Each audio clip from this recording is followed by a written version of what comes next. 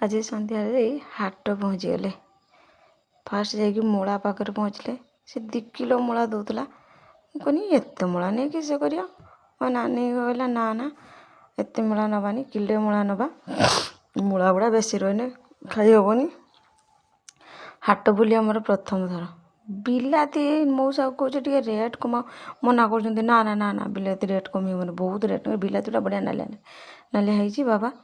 ବାଇଗଣ ଦେଖ ତାଙ୍କ ପାଖରେ ବି ବାଇଗଣ ଅଛି, ରେଟ୍ଟା ଅଧିକା ରେଟ୍ କହିଲା। କଦଳୀ ସେଉ କତି ଟିକେ ଗଲେ ଦେଖିଲେ, ଆଣିଲେନି କଦଳୀ ସେଉ।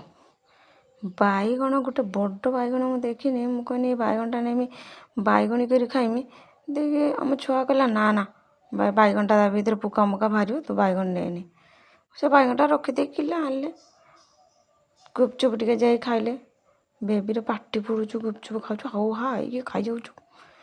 ଫାଷ୍ଟ ଟାଇମ୍ ମେଳା ବୁଲତେ ଯାଇଛେ ନା, ତ ଏଇଟା ଆଗେ କହନ୍ତି ବାର ଭଜା।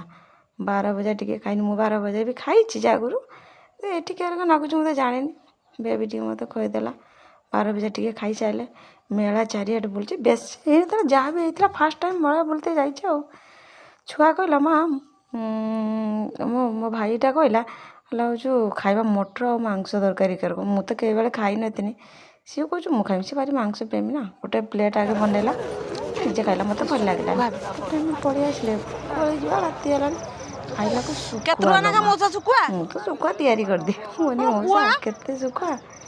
ସେ କହୁଛନ୍ତି 1000 ଟଙ୍କା ଲେଖା ଶୁଖୁଆ। ଆମର ଯାଉଛି ଶୁଖୁଆ ନେଲେନି ଘରକୁ।